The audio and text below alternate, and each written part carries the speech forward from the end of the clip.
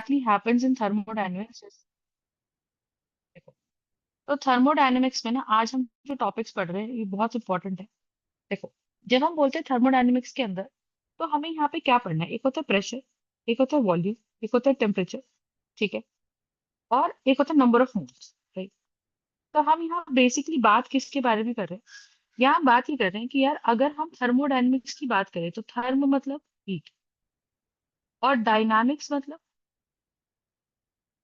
और डायनामिक्स मतलब movement. Yes और नो?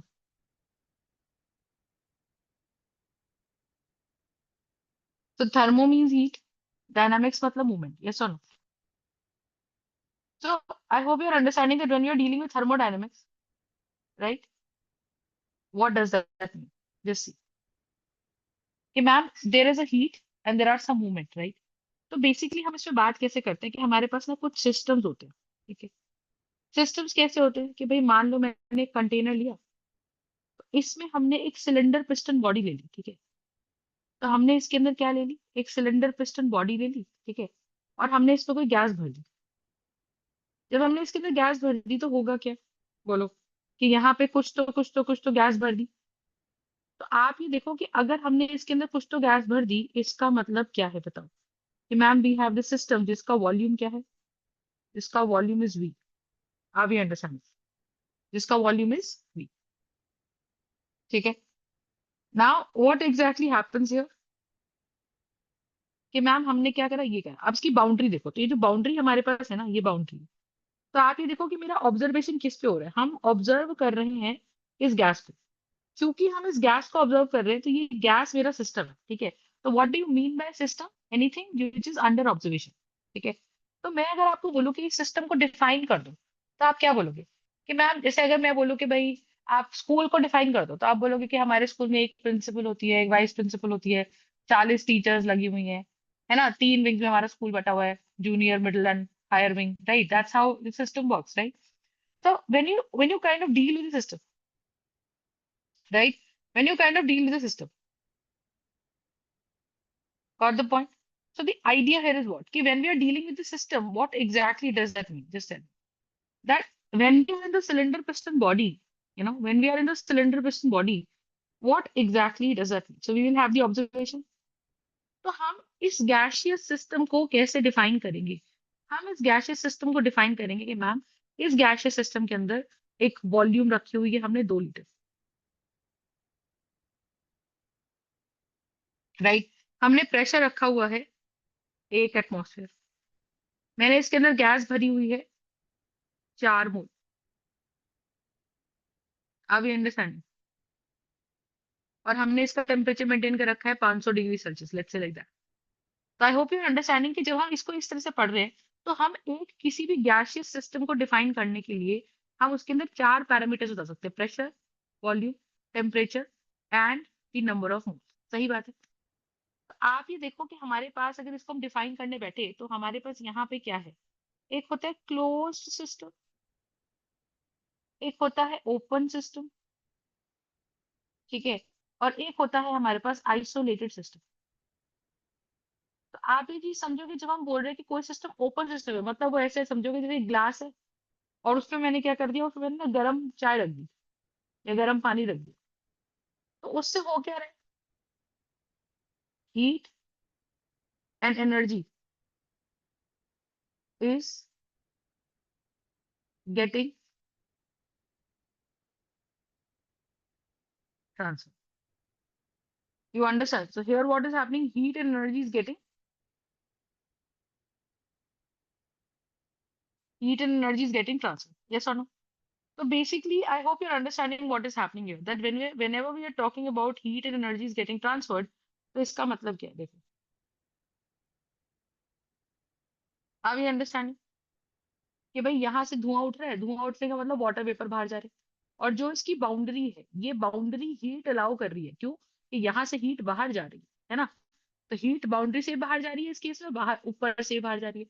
तो हम कहते हैं it's open system. Open system का मतलब जिसमें heat and energy is getting completely transfer. Are we understand?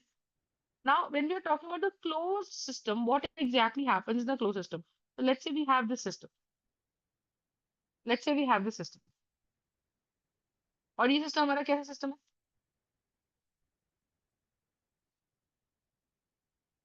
It's a close system, yes और नो? क्लोज सिस्टम में क्या हो सकता है कि matter does not move out, matter does not move out, yes और no? But only heat, but only heat moves. Are we understanding? So matter does not move out, but only heat moves out. Yes or no?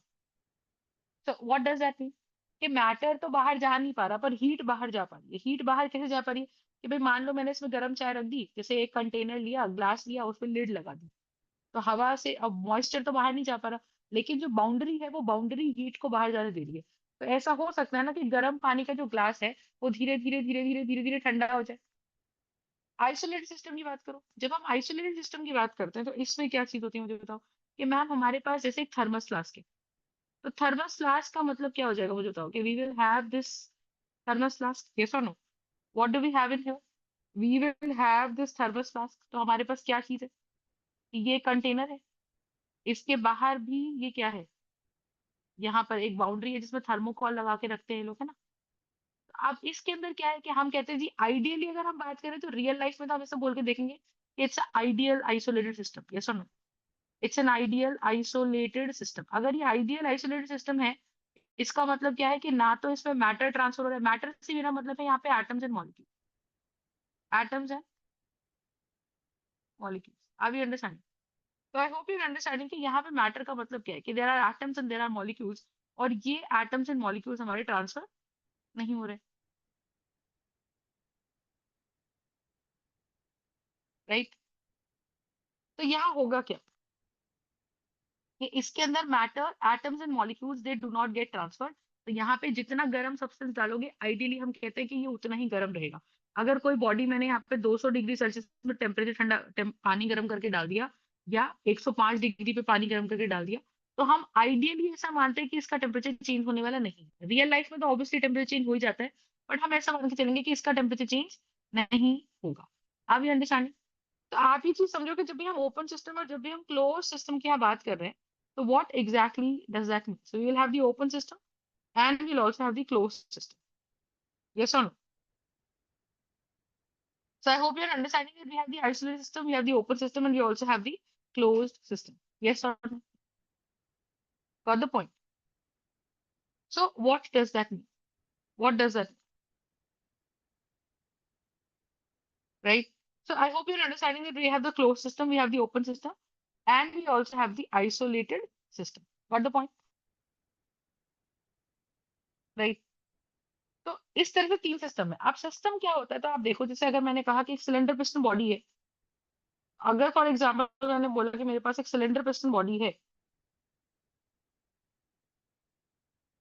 अगर मेरे पास एक cylinder piston body है ना?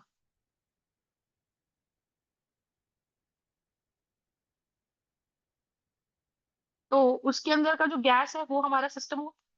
अब बाहर, उसके अलावा बाहर जो कुछ भी है ये सब, ठीक है? अब रियल लाइफ में सोचोगे तो क्या है, जैसे एक कमरा, तो कमरे में अगर मान लो एक टेबल रखी हुई है, उस टेबल के ऊपर एक ग्लास रखा हुआ है बंद करके, ठीक है? तो वो मेरा सिस्टम है। उसके अलावा बाकी पूरा कमरा सराउंडिंग है, पर हम सराउंडिंग्स को इमीडिएट सराउंडिंग्स के वर्ड से नामते हैं। कि जब हम बोलते हैं कि सराउंडिंग्स कौन है, तो बिल्कुल इसकी इमीडिएट सराउंडिंग्स है ना। वैसे तो सराउंडिंग्स क्या है कि भाई पूरा संसार ही सराउंडिंग हो गया। तो हम ये बोलते हैं कि जो सिस्टम और सराउंडिंग को सेपरेट करती है, वो होती है हमारी बाउंड्री, वो होती है हमारी boundary. Are we understanding this? So what do you mean by system and what do you mean by surrounding? Do you understand my point? तो सिस्टम क्या है? तो आप देखो यहाँ पे क्या हुआ, तो जब हम पुराने उसकी बात करें तो इसमें क्या चीज है मुझे बताओ? कि we have this as system,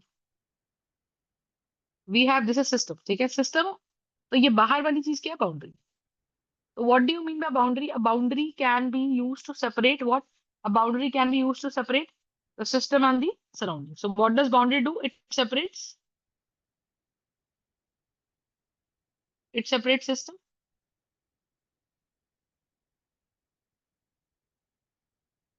and surrounding.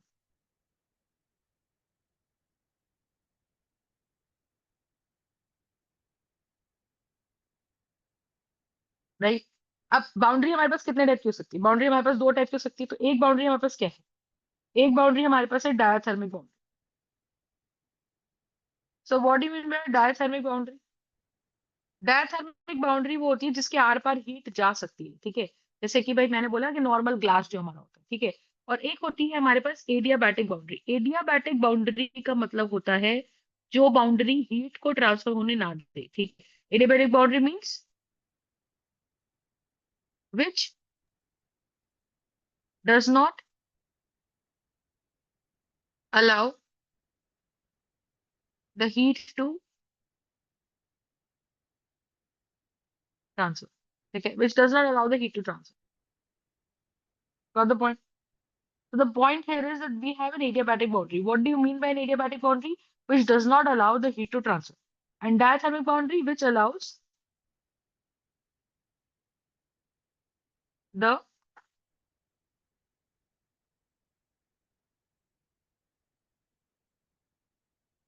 the heat to transfer. ठीक है।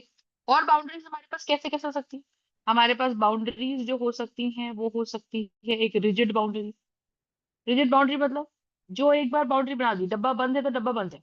अब ये बाउंड्री अप डाउन मूव नहीं कर सकती। लेकिन आप सोच के देखो, इसमें मैंने कोई गैस भर दी, इसमें मैंने क्या भर दी? कोई गैस भर दी, ठीक है। तो that's my boundary.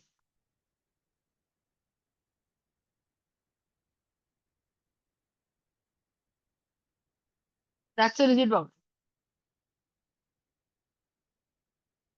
Next what do we have a flexible boundary.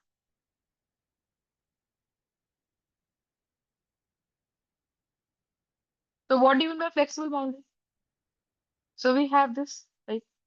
अब फ्लेक्सिबल बाउंड्री का मतलब क्या है कि भाई सिलेंडर पिस्टन बॉडी है अपने पास, और क्योंकि हमारे पास ये सिलेंडर पिस्टन बॉडी है, क्योंकि हमारे पास ये सिलेंडर पिस्टन बॉडी है, तो क्या होगा? बोलो, तो क्या होगा? बताओ। कि क्योंकि हमारे पास ये फ्लेक्सिबल बाउंड्री है, तो होगा क्या? That this piston will move up and down. Are we understand? This piston will move up and down, right. In the moment this piston moves up and down, what does that mean? कि हम इसकी volume बढ़ा भी सकते हैं और volume घटा भी सकते हैं।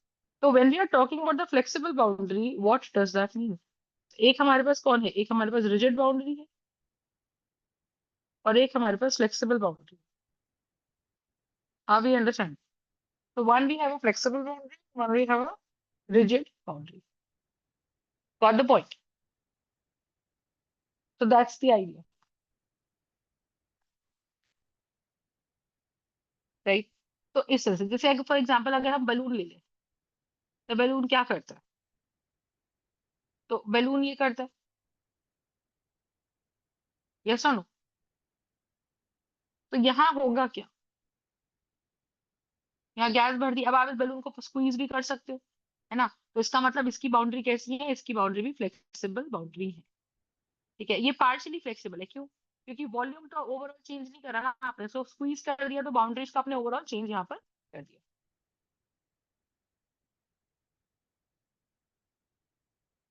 ठीक है। तो boundary,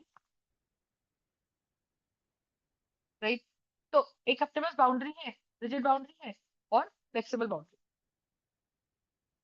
got the point? Yes और नो? तो हमारे पास बाउंड्री क्या होती है? जो हमारे सिस्टम और सराउंडिंग को सेपरेट करती है। सिस्टम क्या होता है? जो अंडर ऑब्जर्वेशन है, temperature and number of minutes. Are we understanding this part? Next हमारे पास क्या कहानी है? नेक्स्ट हमारे पास यहाँ पे क्या कहानी है, देखो।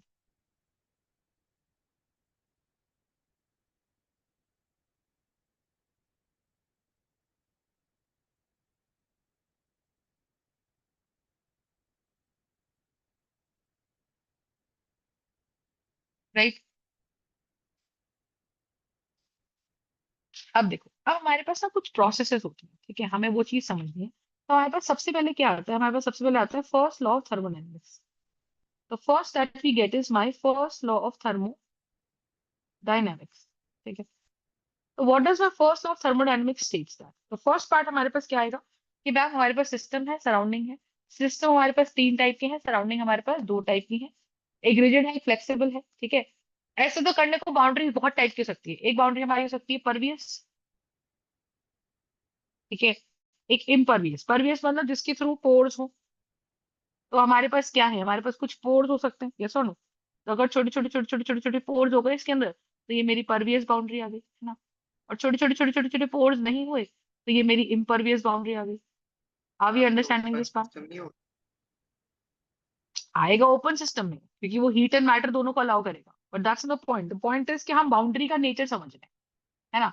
और एक कैसा हो सकती है कि बिल्कुल इम्परवियस बाउंड्री, जिसके आर पर कुछ भी जा नहीं पा रहा, ठीक है।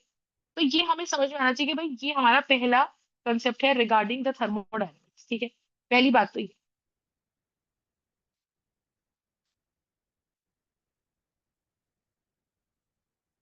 Are we understanding?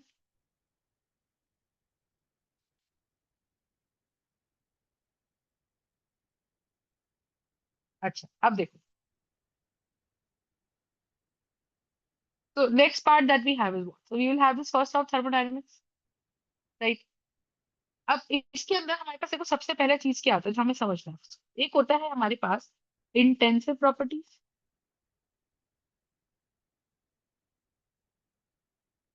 और एक होता है हमारे पास extensive property.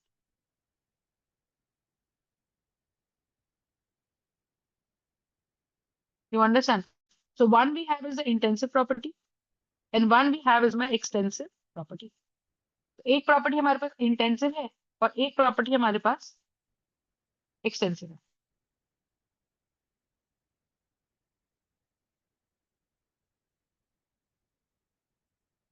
Are we understanding? So when you have an extensive property and when you have an intensive property, what does that mean? Just understand. एक extensive properties क्या होती है? Which depends upon mass.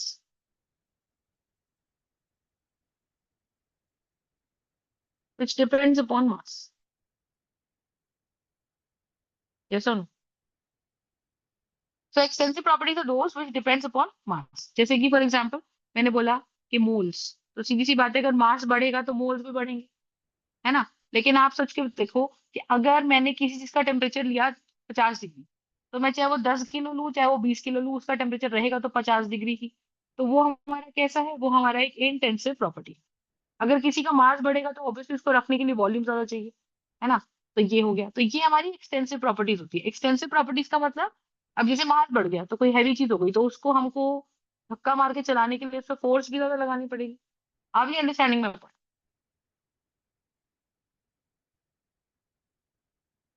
Yes और no? So we'll have moles, we'll have volume, we'll also have force. Are we understanding? Got the point?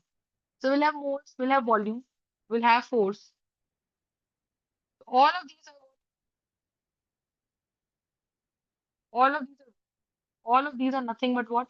These are extensive property. मतलब जो मास के बढ़ाने से बढ़ जाए और जो मास के घटाने से घट जाए। तो लेट्स से अगर मैंने बोला कि किसी पानी में चीनी मिला दी ज्यादा, तो ऑब्वियसली उसकी मोलारिटी बढ़ गई, तो हम क्या बोलेंगे कि molarity comes under the category of a extensive property, है ना। और हमारे जो मोलालिटी है, मोलालिटी भी किस पे डिपेंड करती है भाई, अगर पानी में चीनी ज्यादा मिला दी तो moles per KG of solvent भी बढ़ गए, तो मोलालिटी मास पे डिपेंड कर गई, हेंस एक्सटेंसिव प्रॉपर्टी हो गई, है ना। ऐसी आप देखो हमारी नॉर्मेलिटी हो गई, है ना। ये सारी की सारी कंसंट्रेशन टर्म्स। अब पानी में अगर हमने चीनी मिला दी तो सोल्यूशन में मोल्स बढ़ गए, तो मोल फ्रैक्शन भी हमारा चेंज हो जाता है। तो मोल फ्रैक्शन भी हमारी कैसी क्वांटिटी हो गई? Extensive property. समझ में आ रही है बात? ठीक है। और देखो एक हमारे पास कैसी प्रॉपर्टी होती है, एक होती है इंटरनल एनर्जी। इंटरनल है हमारी, ठीक है। इंटरनल एनर्जी या इसको एग्जैक्ट हम बोले तो heat, total amount of heat जो होती है। सीधी सी बात है, अगर हम एनर्जी की बात करें तो मास बढ़ गया तो उसमें मॉलिक्यूल्स बढ़ गए, मॉलिक्यूल्स बढ़ गए तो उनका टोटल एनर्जी भी बढ़ गया। तो when I talk about total energy, वो भी हमारा किस कैटेगरी में आ रहा है? वो भी हमारा आ रहा है in the case of extensive property. Are we understanding this part? Yes और no? So I hope you are understanding that we have an extensive property and we have an intensive property. समझ में आई? Intensive property का मतलब क्या है, extensive property का मतलब क्या है? एक्सटेंसिव प्रॉपर्टी का बेसिक मतलब ये होता है,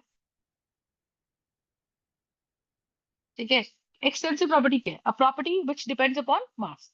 इंटेंसिव प्रॉपर्टी क्या होती है? Which does not depends upon mass. Which does not depend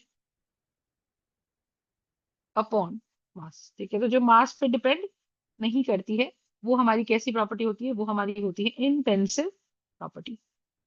are we understanding this part? जो मास पे डिपेंड नहीं करती है वो हमारी कैसी प्रॉपर्टी होती है? वो होती है हमारी इंटेंसिव प्रॉपर्टी. तो जैसे for example when I am talking about the intensive property, इसका मतलब क्या है?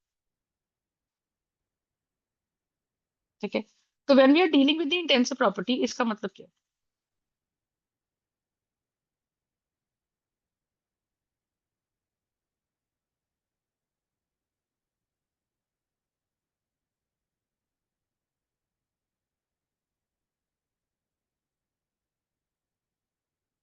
राइट. जैसे फॉर एग्जाम्पल मैंने बोला मास, मैंने बोला heat per unit mass. Heat per unit mass, इसको बोलते हैं स्पेसिफिक हीट. इसको क्या बोलते हैं हम लोग? Specific heat. What do you mean by specific heat? Just बोलो. स्पेसिफिक हीट का मतलब होता है heat given to 1 kg of a substance. Heat given to 1 kg of a substance is basically my specific heat. Are we understanding? तो अगर हम specific heat की बात करते हैं तो what do you mean by specific heat? Right. What do you mean by specific heat? Heat given to 1 kg of a substance is nothing but what? Specific heat. Right. तो अब आप बताओ कि 1 किलो का सब्सटेंस तो fix कर दिया, अब हम इसका ना मास बढ़ा रहे ना घटा रहे, तो ये मेरा क्या रहेगा? ये मेरा रहेगा इंटेंसिव प्रॉपर्टी. समझ में आ गई? तो इंटेंसिव प्रॉपर्टीज कैसी है? जैसे फॉर एग्जांपल मैंने बोला रिफ्रैक्टिव इंडेक्स. अब आप मुझे बताओ रिफ्रैक्टिव इंडेक्स का मतलब क्या है? भाई रिफ्रैक्टिव इंडेक्स कांच का छोटा सा टुकड़ा है, तो वो भी रिफ्रैक्टिव इंडेक्स उसका 4/3 है, या 1/3, जो भी बोलते हो तुम लोग, 2/3 है. सॉरी, 4/3 है ना? और अगर उसका रिफ्रैक्टिव इंडेक्स कैसा है? अगर उसका रिफ्रैक्टिव इंडेक्स हमारा कैसा है? 4/3 है. यस और नो? तो which does not depend upon mass. 1 point. Second हमारे पास यहाँ पे क्या है? बताओ. कि this is nothing but what? 4/3. Got the point?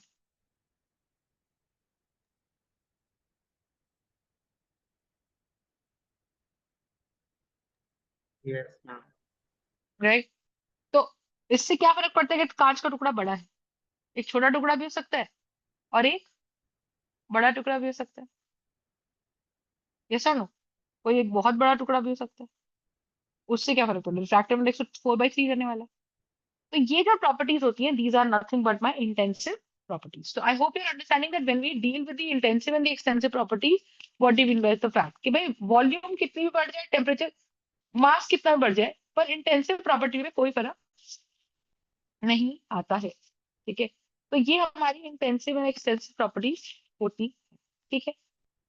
अब आप इसके अंदर देखो, एक सिंपल सी मैं एक बात बताती हूँ आपको. जब हम इंटेंसिव एंड एक्सटेंसिव प्रॉपर्टीज की बात करते हैं, ठीक है, जब भी हम इंटेंसिव एंड एक्सटेंसिव प्रॉपर्टीज की बात करते हैं, तो इसका मतलब क्या है? Right. So point is what? We have certain intensive and extensive properties. Yes और नो?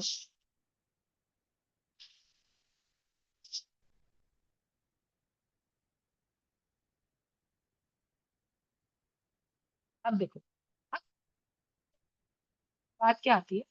एक सिंपल सी बात इसके अंदर ये आती है कि भाई देखो, हमारे पास कुछ डिफरेंट टाइप्स की हीट्स होती है. ठीक है, अब मैं आपको और समझती हूँ. एक होती है हमारे पास हीट एट कांस्टेंट प्रेशर. ठीक है, one we have as a heat at constant pressure. और एक हमारे पास यहाँ होती है heat at constant volume. Heat at constant volume. तो जब भी हम किसी चीज को बोलते हैं कि we have a heat at constant pressure and we have a heat at constant volume, right, तो what does it mean?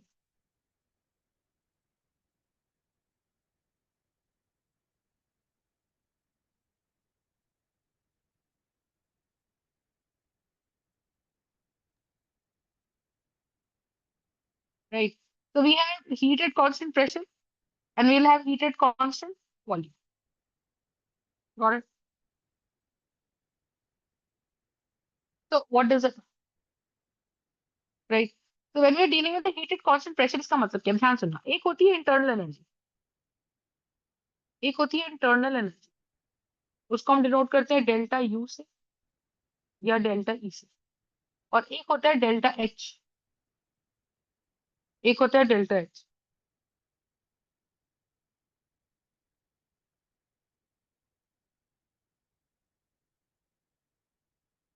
That is nothing but what? That is enthalpy.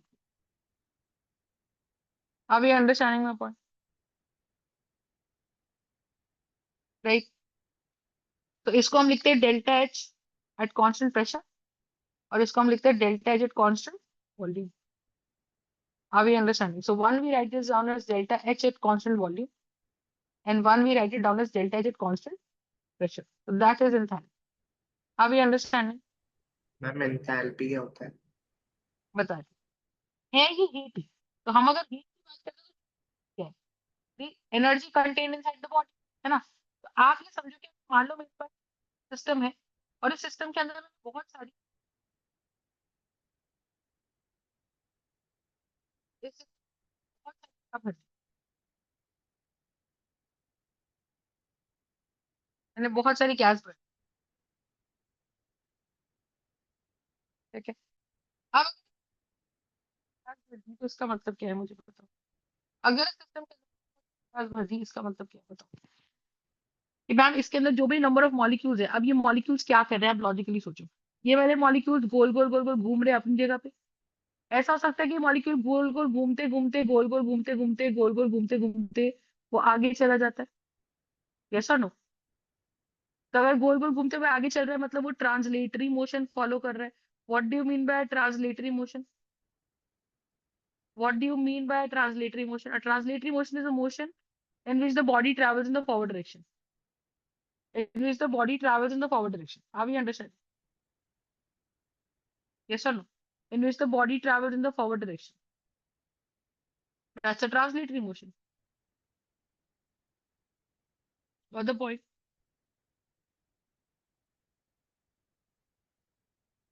So when the body moves in the forward direction, that's a translatory motion, है ना? अच्छा, ऐसा हो सकता है कि particle कैसा मोशन करे. पार्टिकल में मल्टीपल मोशन होते हैं. अब ये ग्राउंड से ये वाला मॉलिक्यूल मान लो, देख लो ये वाला molecule. Now this molecule is at a certain higher distance. This molecule is at a higher distance than the ground.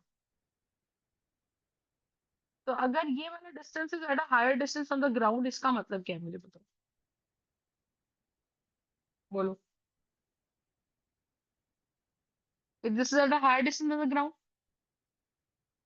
That means ये जो डिस्टेंस है, ये जो डिस्टेंस है, ठीक है, this distance is at a higher distance from the ground. इसका मतलब क्या है? बोलो. ये क्योंकि ma'am it is at a higher distance तो इसमें ग्रेविटेशनल पोटेंशियल एनर्जी स्टोर्ड है. ग्रेविटेशनल पोटेंशियल एनर्जी स्टोर्ड है.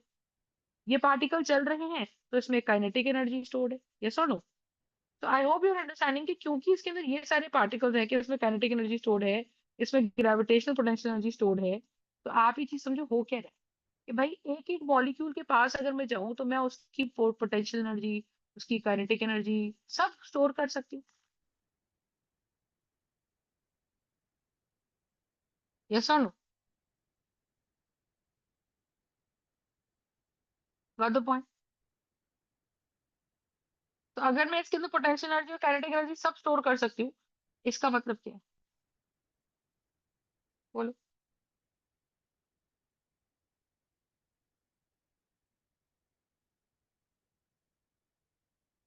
ठीक है. तो हम कहते हैं कि हर एक की अगर सारी एनर्जी काउंट कर ले एट अ कांस्टेंट वॉल्यूम, मतलब डब्बे की वॉल्यूम चेंज नहीं हो रही, ना पिस्टन ऊपर जा रहा है ना पिस्टन नीचे जा रहा है, तो हम इसे क्या बोलते हैं? This is nothing but what? This is going to be my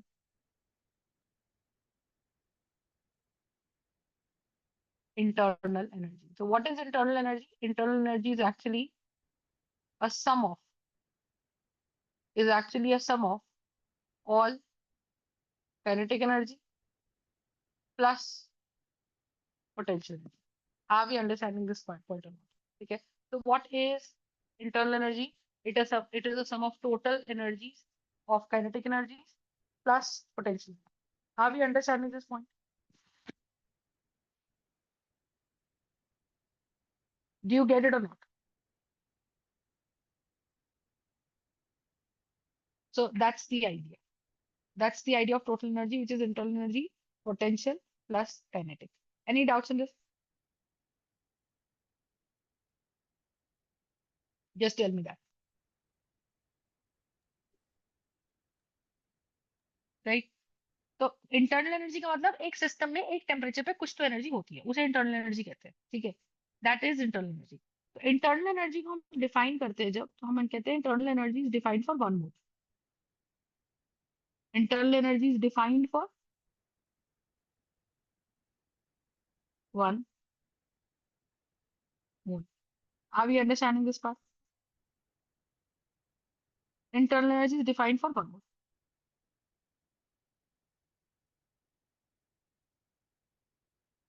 yes sir?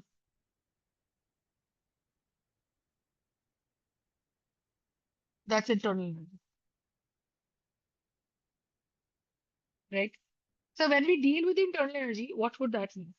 Internal energy means it is defined at or one mole, ठीक है? अच्छा, अब एक होती है enthalpy.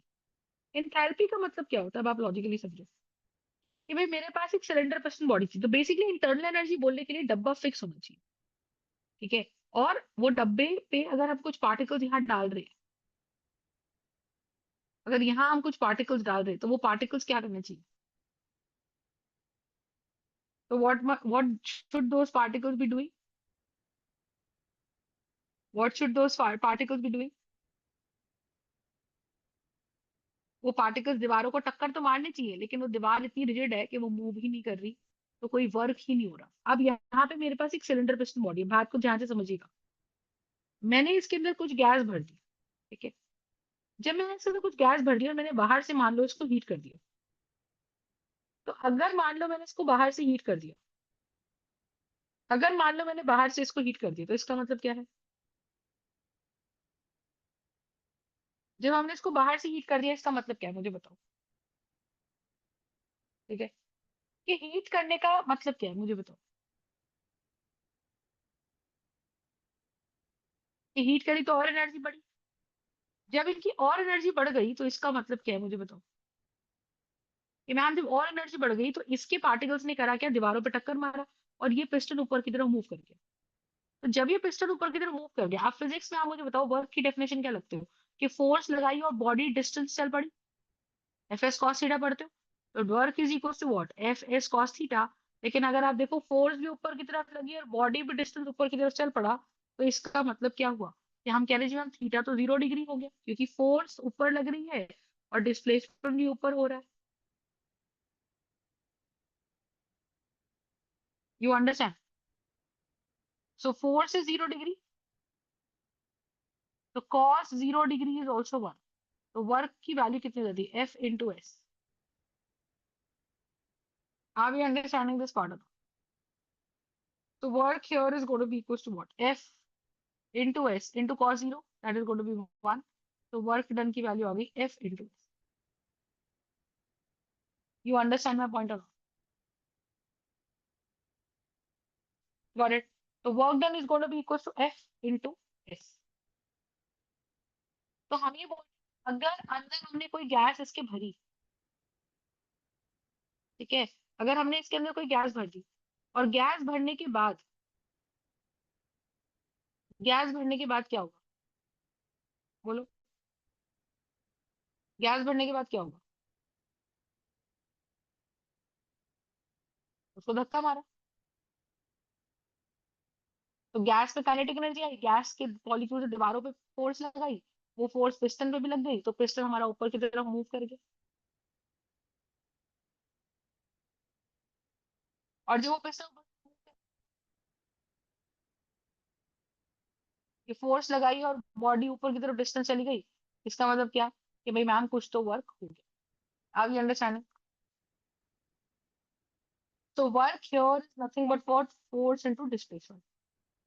Are we understanding this part or not?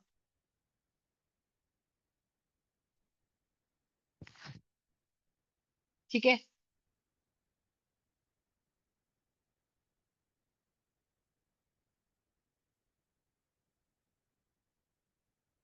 तो हमने बोला कि जो अब इसमें हुआ क्या, अब दो बात हुई कि हमने मान लो 100 जूल की हीट दी, तो 100 जूल में से 60 जूल हीट तो एब्जॉर्ब हो गई, लेकिन 40 जूल हीट जो थी वो धक्का मारने में चली गई। भाई आप ऐसे समझो कि आपको मैं सुबह सुबह बोर्नविटा पिला के बहुत सारी एनर्जी दे दूं।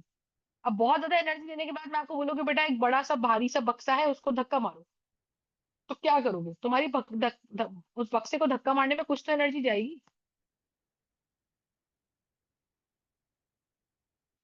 और उस बक्से को अगर धक्का मारने में कुछ तो एनर्जी जाएगी, इसका मतलब क्या? उस बक्से को धक्का मारने में अगर कुछ तो एनर्जी जाएगी तो इसका मतलब क्या है, मुझे बताओ। कि मैम हमने जो सुबह एनर्जी 100 जूल की ली थी, तो 40 जूल की एनर्जी तो मेरे अंदर बची है, 60 जूल का मैंने काम कर दिया भाई। या 60 जूल की एनर्जी मेरे अंदर बची है और मैंने 40 जूल की एनर्जी खर्च कर दी क्योंकि मुझे बक्से को धक्का मारना पड़ गया। Are you understanding? So the idea here is what?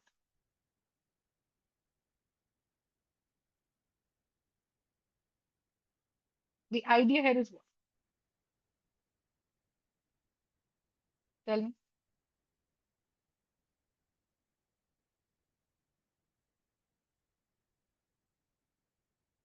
What the point?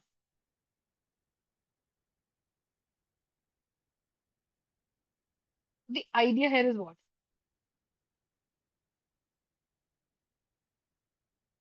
Got it? That's the point. So I hope you're understanding that we have a gas and gas particles को अपनी हीट दी, तो इसने धक्का मार के piston को ऊपर ले गया, तो हमने कहा कुछ वर्क हुआ। तो आप ये चीज समझो कि केमिस्ट्री में वर्क कब होगा? केमिस्ट्री में वर्क तब होगा व्हेन वॉल्यूम चेंजेस।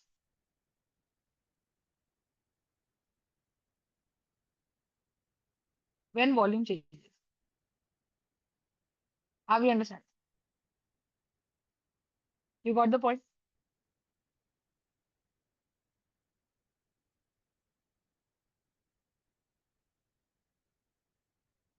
तो what do you mean by work?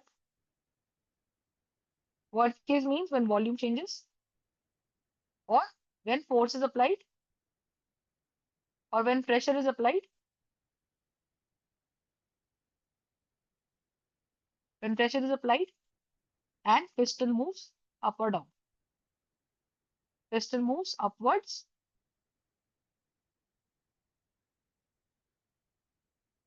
or downwards. So then what do we say? Then what do we say? That work is being done. Are we understanding this part? So that's the basic idea. You understand what I'm saying. So what is work? So when volume changes, when pressure is applied, the piston is moved upwards or the piston is moved downwards. Any doubts in this? Got the point or not? तो हम ये बोलते हैं कि अगर हम chemistry में work done की बात कर रहे हैं, तो केमिस्ट्री में वर्क डन हम कैसे डिफाइन करते हैं? तो हम कहते हैं केमिस्ट्री में work done is equal to minus, तो what is work done? That is P delta minus P external delta. That's how we define it. Now understand what does it mean. मान लो मेरे पास एक सिलेंडर पिस्टन बॉडी है, और cylinder piston body हम दिखाते नहीं है, पर जनरली सिलेंड्रिकल होती है। तो we have this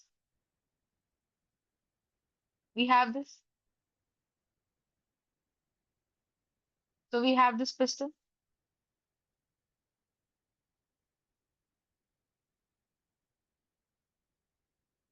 So what exactly is happening now? Understand? तो लेट्स से ये पिस्टन को मैंने धक्का नीचे की तरफ मारा, तो ये पिस्टन नीचे आ गया। तो ये पहले इतनी हाइट पे था, अब ये दूसरी हाइट पे आ गया, H2 पे। सही बात है। तो मैंने कहा जी ये कुछ x हाइट आ गया। अब मेरे को एक बात बताओ, अगर इस पिस्टन का रेडियस इज r, तो इसका एरिया कितना होगा? इसका एरिया कितना हो गया? पाई आर स्क्वायर। इसका एरिया भी कितना हो गया? पाई आर स्क्वायर। इसका एरिया भी कितना हो गया? पाई r square. Are you understanding? Yes और नो? तो वी हैव थ्री एरियाज, और तीनों areas pi r square same है, pi r square, pi r square, pi r square, pi r square. Yes और नो? तो अगर एरिया पाई आर स्क्वायर है,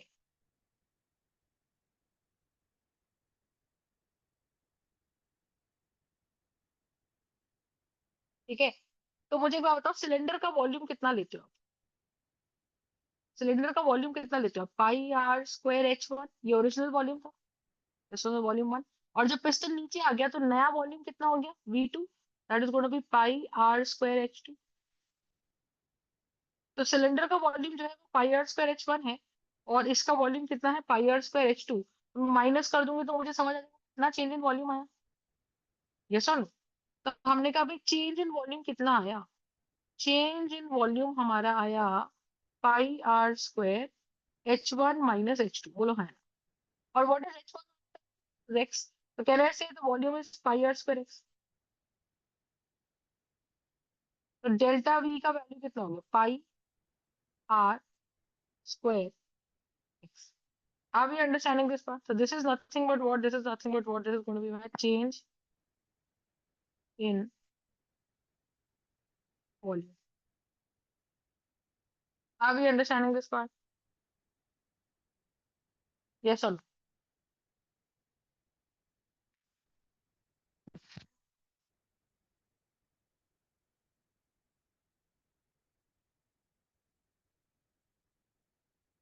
So that is cylinder. अब logically समझना, ठीक है? What is this happening now? So this is my change in volume. अब ये जो change in volume हमारे पास आया, अब logically देखो क्या? देखो, हम ये बोल रहे हैं कि हमारे पास अगर ये सिलेंडर पिस्टन बॉडी है तो तुमको चेंज इन वॉल्यूम निकालना है, पहली बात तो।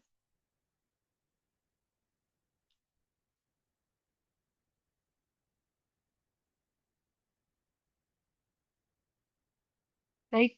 अब पिस्टन हमारे पास ये है,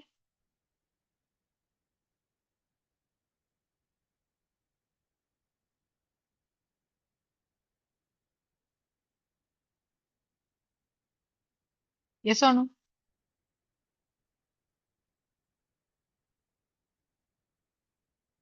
तो यहाँ से फोर्स लगी। अच्छा, फोर्स लगी इस एरिया पे, ठीक है? फोर्स लगी इस एरिया पे। तो आप ये चीज समझो कि अगर हमारी फोर्स लगी और फोर्स लगी इस एरिया पे, तो क्या मैं बोलूं कि मैंने कुछ चेंज किया? अब आप देखो वर्क डन कैसे निकाला। वर्क डन जो होता है उसको हम लिखते हैं फोर्स इंटू डिस्प्लेसमेंट। तो हमने कहा डिस्प्लेसमेंट कितना हुआ? डिस्प्लेसमेंट तो एक्स हुआ। डिस्प्लेसमेंट कितना हुआ? डिस्प्लेसमेंट तो एक्स हुआ। तो मैंने क्या करा? मैंने कहा जी वर्क डन हमारे पास आ गया F into x. Work done मेरे पास कितना आ गया? F into x. अच्छा जी, फोर्स लगाया। जब मैंने यहाँ फोर्स लगाया तो इसका मतलब क्या है? This is F into X. Are we understanding? अब मैं इसको एरिया से डिवाइड कर देती हूँ और एरिया से मल्टीप्लाई कर देती हूँ, कोई दिक्कत है? What is force per unit area? इसको बोलते हैं प्रेशर। तो इसका मतलब ये हो गया कि मैंने जो फोर्स लगाई, आप सोच के देखो, तो अगर मैं इस बॉक्स को, इस सर्कल को, ठीक है, अगर आप सोच के देखो तो हम इस सर्कल को क्या करें? छोटे छोटे पार्ट्स में बांट दें। अगर हम इस सर्कल को छोटे छोटे पार्ट्स में बांट दें तो एक स्क्वायर ये, एक स्क्वायर ये है, एक स्क्वायर ये है, एक स्क्वायर ये है, एक स्क्वायर ये है, एक स्क्वायर ये है, एक स्क्वायर ये है। Are we understanding? So we have the squares. तो हर स्क्वायर का अपना एरिया है। मान लो मैंने ऊपर से 100 न्यूटन की फोर्स लगाई, और इसमें ऐसे छोटे छोटे करके 25 स्क्वायर है। इसमें से छोटे छोटे करके 25 स्क्वायर है। तो इसका मतलब क्या है कि मैम 25 सेंटीमीटर स्क्वायर के ऊपर 100 न्यूटन की फोर्स लग रही है। तो 1 सेंटीमीटर स्क्वायर पे कितनी फोर्स लग रही है? 100 न्यूटन बाय 25। तो ये मेरे पास कितना आ जाएगा? ये मेरे पास आ जाएगा 4 न्यूटन पर सेंटीमीटर स्क्वायर। यानी कि हर एक छोटे से बॉक्स पे कितनी फोर्स पहुंच रही है, उसे ही तो हम प्रेशर कहते हैं। तो what is pressure? Pressure is basically the force applied per centimetre square. Are we understanding? तो अगर हम यहाँ पे ये बात कर दें कि मैम हमारे पास ये प्रेशर की बात हो रही है, what does that mean?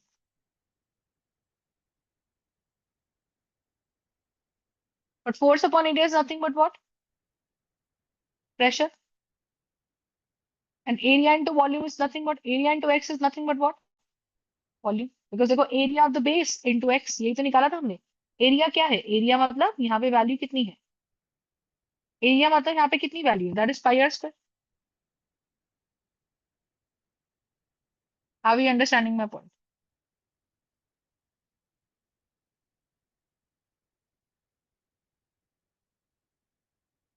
So area here is going to be equals to what? Pi r square. So I hope you're understanding that we have pi r square into x.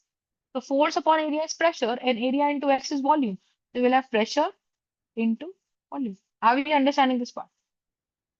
So we'll have pressure into volume. Concept समझा?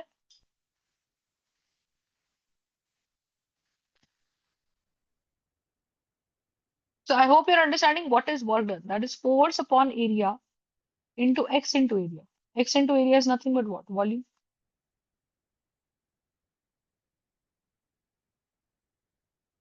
So pressure into volume is what?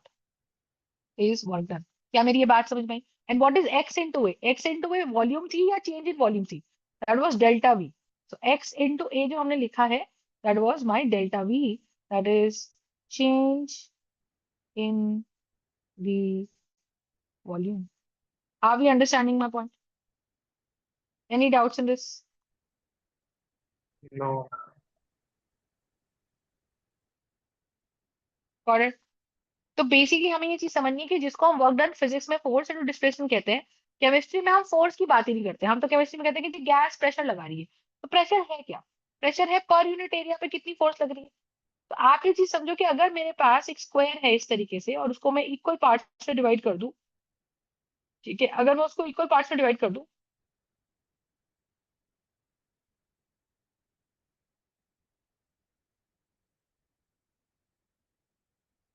तो ये 1 centimetre square का area है। तो ऐसे कितने डब्बे कटे? एक दो तीन चार, एक दो तीन चार पाँच छह सात आठ नौ, तो 9 into 3, तो कितना आ गया? 27 सेंटीमीटर स्क्वायर बॉक्सेस हो गए। अब मान लो अगर इसके ऊपर मैं 270 न्यूटन की फोर्स लगा दूं, अगर मैं इसके ऊपर 270 न्यूटन की फोर्स लगा दूं, तो इसका मतलब क्या है कि we are applying a 270 newton force on total area. On total area मतलब ऐसे कितने डब्बे मेरे पास? 27 बॉक्सेस हैं, हर एक का एरिया 1 सेंटीमीटर स्क्वायर। तो अगर 27 सेंटीमीटर स्क्वायर है तो उस पर 270 न्यूटन की फोर्स है। अगर 1 सेंटीमीटर स्क्वायर है तो उस पर 270/27, इसका मतलब by 10, so it is going to be 10 newton per centimetre square का हमारे पास क्या है? प्रेशर है। प्रेशर मतलब force applied per centimetre square. तो क्या मैं गोइंग फॉरवर्ड किसी भी सिलेंडर पिस्टन बॉडी के लिए मैं ऐसे बोलूंगी कि मेरे पास यहाँ पे जो वर्क डन आया है वो आया है P delta V? Are we understanding this part? तो what is that? That is P external that I am applying into delta, इसको बोले जाते हैं वर्क डन। समझ में आया? क्योंकि ये कहाँ से डिराइव हो रहा है? ये डिराइव वहीं से हो रहा है, फोर्स इनटू डिस्प्लेसमेंट, एरिया से डिवाइड किया, एरिया से मल्टीप्लाई करा, ये मेरा आ गया चेंज इन वॉल्यूम, ये मेरा आ गया चेंज इन वॉल्यूम, और ये मेरा आ गया क्या? Force upon area which is nothing but pressure. तो pressure into volume gives me work done. तो उसी फॉर्मूले को हमने सिर्फ मॉडिफाई करके लिख दिया है। और एक कन्वेंशन हम फॉलो करते हैं, उस कन्वेंशन को फॉलो करने के लिए हम केमिस्ट्री में यहाँ पे माइनस का साइन लगा देते हैं। तो this becomes a minus P external delta B. ठीक है, अब ये माइनस साइन हमने क्यों लगाया? ठीक है, केमिस्ट्री में एक रेफरेंस होता है। ठीक है, तो केमिस्ट्री में रेफरेंस पिस्टन, केमिस्ट्री में reference piston. Are we understanding? तो जब हम केमिस्ट्री के रेफरेंस की बात करते हैं तो हम कहते हैं कि केमिस्ट्री में रेफरेंस पिस्टन। पिस्टन से मेरे को क्या समझा?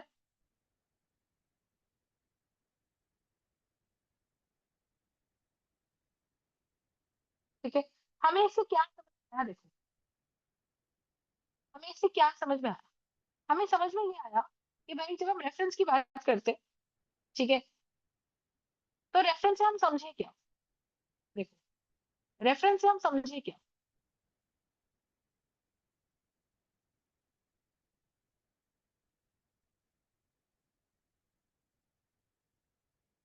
Got the point? तो रेफरेंस से हम ये समझे कि पिस्टन हमारा रेफरेंस है। अब आप ऐसे समझो कि भाई अगर तुमको बोला जाए पढ़ लो, और तुम हमारे बोलते ही पढ़ लिए, अपने आप ही पढ़ लिए, ठीक है, तो इसका मतलब क्या हुआ कि इट्स अ पॉजिटिव थिंग, है ना? लेकिन अगर मैं तुमको ये बोलूं,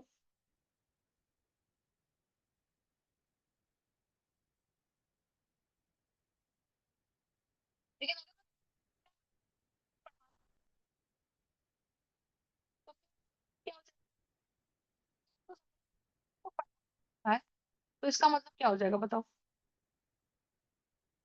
इसका सिंपल मतलब ये है, इसका सिंपल मतलब ये है कि भाई मैम,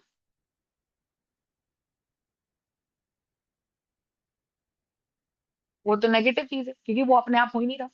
तो ऐसे ही हम केमिस्ट्री की अगर बात करते हैं तो हम रेफरेंस पिस्टन की बात करेंगे। इसका मतलब क्या है? बोलो। इसका सिंपल मतलब है अपने पास कि भाई क्या बोलते हैं, मुझे बताओ जब कंप्रेशन होता है,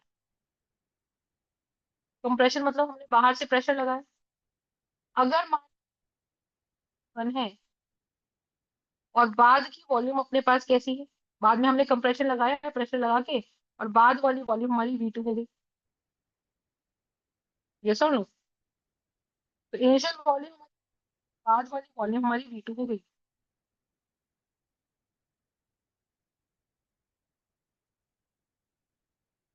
तो इसका मतलब 30, पहले वॉल्यूम ज्यादा थी, तो डेल्टा V कैसा आया, final volume minus initial volume. तो final volume minus initial volume, ये मेरे पास डेल्टा V।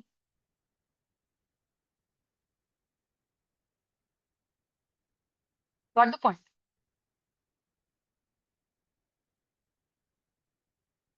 यस और नो?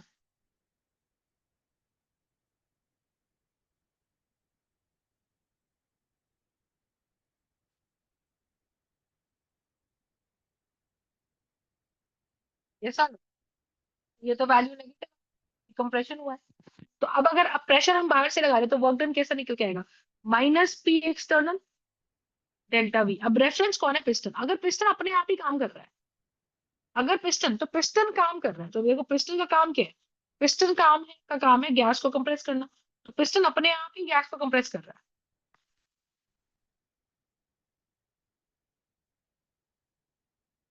ठीक है।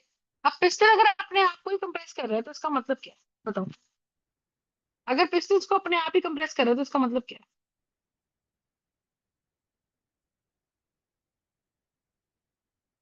Right? What does that mean? Ma'am work done is nothing but what, minus P external delta V।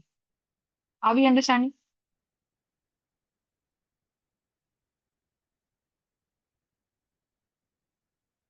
Yes और no? तो work done is nothing but what, minus P external delta V।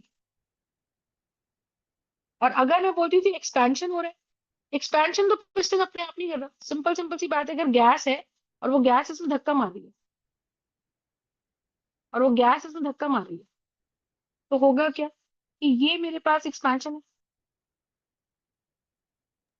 तो positive. तो basically हमें क्या करना है, हाँ। तो आप ये सोचो, देखो अब देखो वर्क डन नेगेटिव क्यों हुआ, क्योंकि पिस्टन ने काम किया अपने आप किया, कंप्रेशन के दौरान उसको पॉजिटिव मानना है। डेल्टा V नेगेटिव होता ही है कंप्रेशन में, तो negative into negative will become positive. तो work done by the reference is positive. ये रेफरेंस अगर अपने आप काम कर रहा है, work done by reference is positive, and work done by, और वर्क डन अगेंस्ट रेफरेंस, और वर्क डन ऑन रेफरेंस, सीधी सी बात है। अगर रेफरेंस पे काम कराया जा रहा है तो वो नेगेटिव है। Are we understand? तो work done on the reference and work done by the reference. तो अगर आप देखो पी एक्सटर्नल डेल्टा वी की बात कर रहे हो, you understand, so minus P external delta we, so we'll have this part. तो what does that mean exactly, कि वर्क डन का मतलब क्या होता है, minus P external delta we. तो यहाँ पे होगा क्या, यहाँ पे होगा क्या कि work done is minus P external delta we. You understand? अब मैंने कहा जी वॉल्यूम पहले V1 इतनी थी, फिर बढ़ के वॉल्यूम V2 हो गई, तो चेंज इन वॉल्यूम कितना आ गया, that is V2 minus V1। Are we understand? और क्योंकि change in volume is V2 minus V1, इसका मतलब क्या है कि work done is nothing but what, minus P external V2 minus V1. So work done here is going to be minus P external delta V. तो ये तो positive है, तो positive into negative is negative. तो हमारी जो basic convention चलती है, ठीक है, फिजिक्स में, तो बेसिक कन्वेंशन क्या है, बट फिजिक्स में क्या हो जाता है, फिजिक्स में वो वर्क डन बाय रेफरेंस, तो वहां पे वो रेफरेंस गैस को माने। अब गैस कैसे काम करती है, गैस अपने आप काम करती है फैल के, तो वो पिस्टन को धक्का मारेगी, तो वो बोलते हैं कि वहां पे हमारा, वहां पे एक्सपेंशन वर्क डन पॉजिटिव होना चाहिए और कंप्रेशन वर्क डन नेगेटिव होना चाहिए। लेकिन केमिस्ट्री में कंप्रेशन वर्क डन पॉजिटिव होता है और एक्सपेंशन वर्क डन नेगेटिव होता है। तो वर्क डन का फॉर्मूला क्या, माइनस पी एक्सटर्नल डेल्टा, ठीक है, That is the chemistry का formula.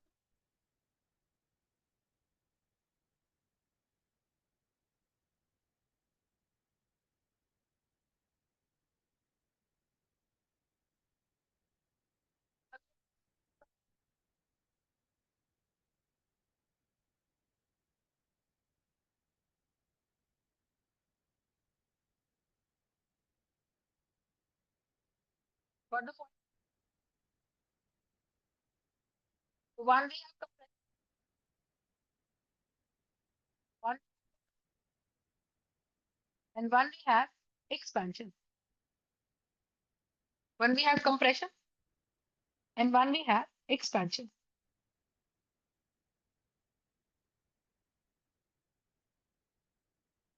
Understood my point or not? Just tell me that. ठीक है, तो एक कंप्रेशन है और एक हमारा एक्सपेंशन है. कंसेप्ट समझ में आ गया या नहीं बताइए? तो कंप्रेशन वर्क डन केमिस्ट्री में पॉजिटिव है, एक्सपेंशन वर्क डन केमिस्ट्री में नेगेटिव. ठीक है, इतनी बात क्लियर हो गई. एक चीज और देखो, तो हमारे पास हुआ क्या, तो हम ऐसे बोलते हैं कि अगर हमने एक सिलेंडर पिस्टन बॉडी को हीट करा और पिस्टन सिलेंडर पिस्टन बॉडी में हीट किया जहां पे piston is capable of moving, जहां पे piston is capable of moving up and down, piston is capable of moving up and down. So when the piston is capable of moving up and down, तो हम यहाँ क्या बोल रहे हैं कि वॉल्यूम फिक्स नहीं है ना.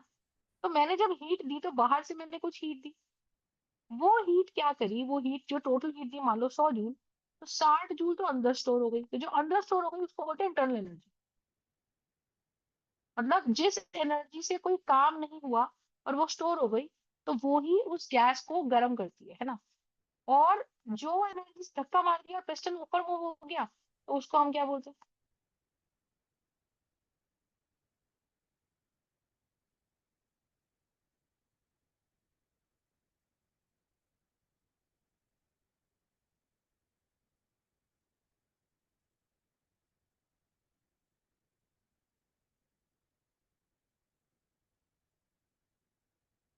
ठीक है, तो उसको हम बोलते हैं वर्क डन हो गया. तो हमने बोला जी heat given, total heat given at constant pressure, total heat given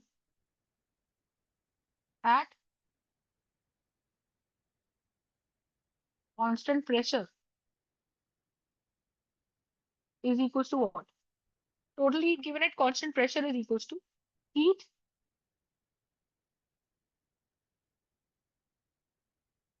that is internal energy, क्योंकि इंटरनल एनर्जी उसने स्टोर कर ली. अब वो उस एनर्जी का कुछ भी करे, वो उससे तेज घूमे दौड़े भागे कुछ भी करे, so then we will have the internal energy. और साथ में वो बनाएगा अपना P delta V. Are we understanding this part?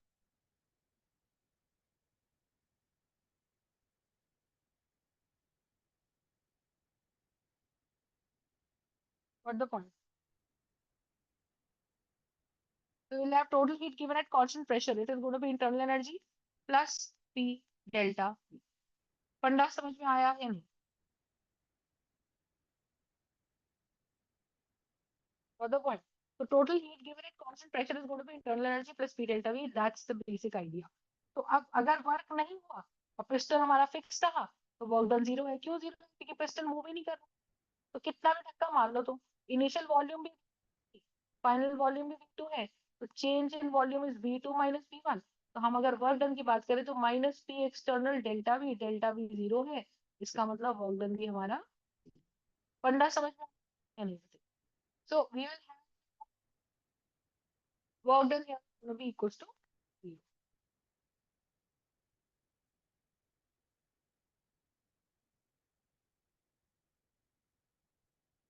अब तो हमें does not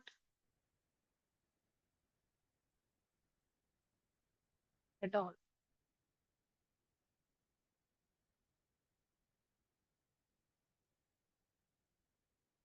And change in volume is going to be equal to delta V, and that is nothing but V2 minus V1.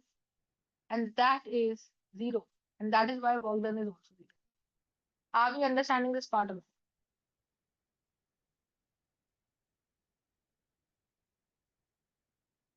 Are you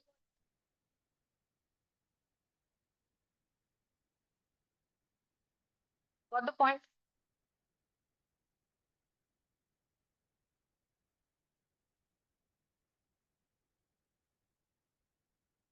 So that's the basic idea. Yes or no? Do you understand the point or not? Just tell me, Yes, ma'am. right? So for now, we'll connect tomorrow again. आज के लिए इतना ही करते हैं, है ना?